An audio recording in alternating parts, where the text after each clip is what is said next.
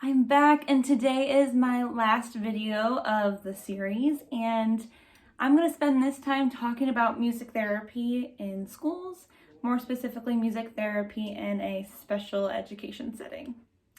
Keep in mind, this is a very condensed version of information, and if you want more, contact Omaha Music Therapy directly and we can answer any questions you have or give you any of the information you're seeking.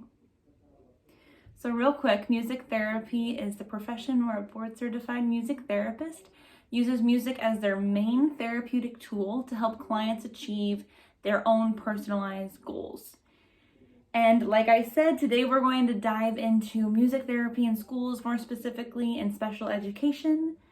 And I want to touch on the fact that music therapy is used for students regardless of their ability.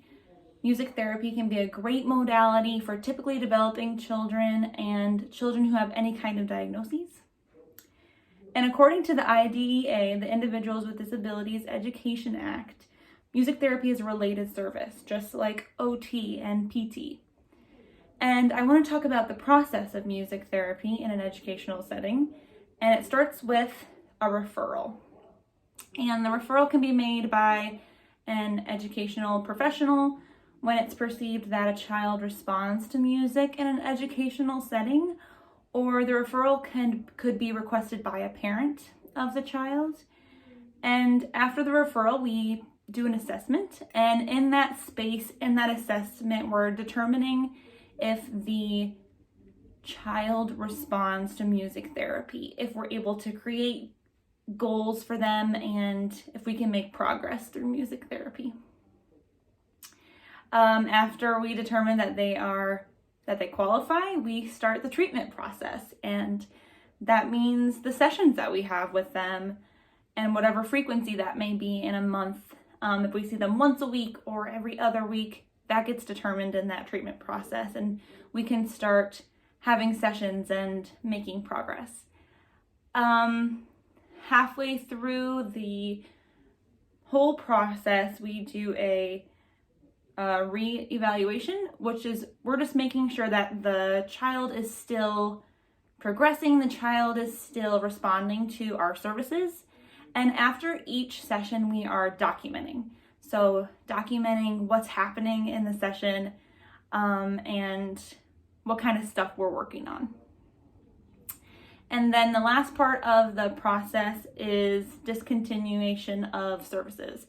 And that could be because the child is no longer responding or no longer making progress moving forward, or maybe the child leaves the school district and is moved.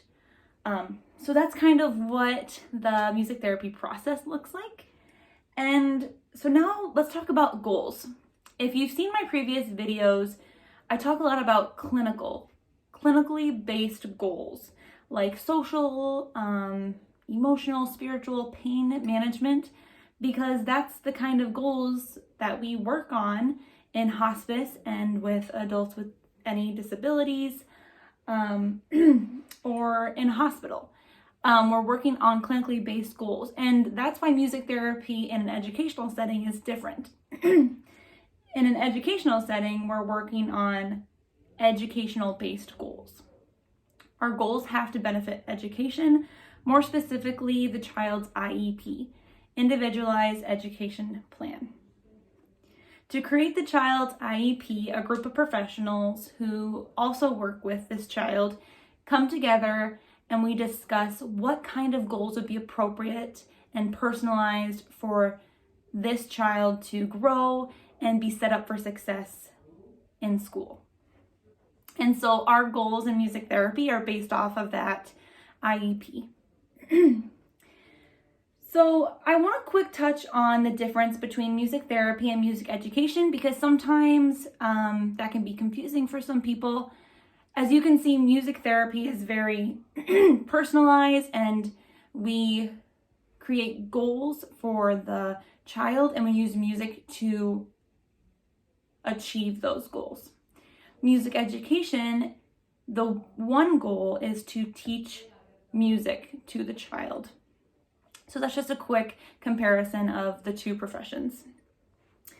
So specific goals that we might work with in a educational setting is fine and gross motor skills, attention skills.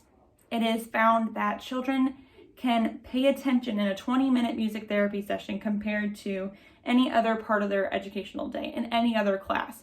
So in that 20-minute session, we can get a lot of progress done and work on a lot of different educational goals in that time because there's that focus there and we're working on that attention skills. Well, we can also work on color and number identification. We have a kiddo who uses a device. That's her voice. That's how she communicates with the world. And so if we're reading a book and we're asking her questions about colors or numbers, she has a page on her device where she can express herself and let us know what color that is or what number are we talking about. That's how she communicates. And with that, we can also be working on communication skills. We have a young adult who we work with in an educational setting who we're working with this activity where I was having him put blocks back into a box. We would put out random blocks and he'd have to find the way to put that block back into the box. And he was not having it. He did not want to do this. He was grabbing the blocks and throwing them. He did not want to put them back in the box. He was not interested. And I asked him, can you please put the block back in the box? And he looked at me and goes, and even though he was being a turkey, I was so proud of him because I had never seen that since I worked with him, that nonverbal, clear communication of him shaking his head no. So in these spaces, in these settings, we're working on communication along with all of those other goals. Also, you find a lot in music therapy and education, we are using music as motivation.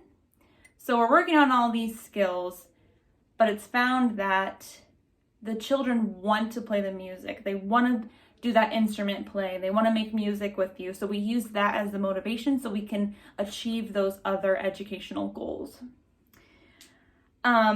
So with that young adult that I was talking about with the blocks, he was taking about 3 to 5 minutes to put the block back in the box. And I said, if you get one more block put away, we can play another song. It took him 20 seconds to find the spot where the block went. And that just shows that music as a motivator is so effective.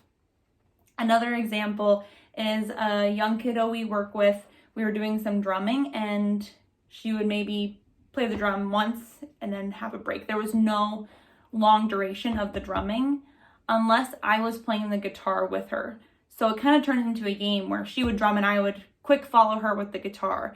And so she caught on really quickly. So she was able to do that instrument play and drum for a long duration of time because I was using the guitar, the music, as the motivator. So that's all I have for today. Like I said, this is such a condensed version of what music therapy might look like in an educational setting. So if you have any questions, please reach out to Omaha Music Therapy directly and we'll answer those for you. Thank you for keeping up with my videos and for watching. I hope I answered some of the questions you might have about music therapy, and I hope I enlightened your perspective on it. And like I said, if you have any questions, let us know. And I hope you guys have a wonderful week.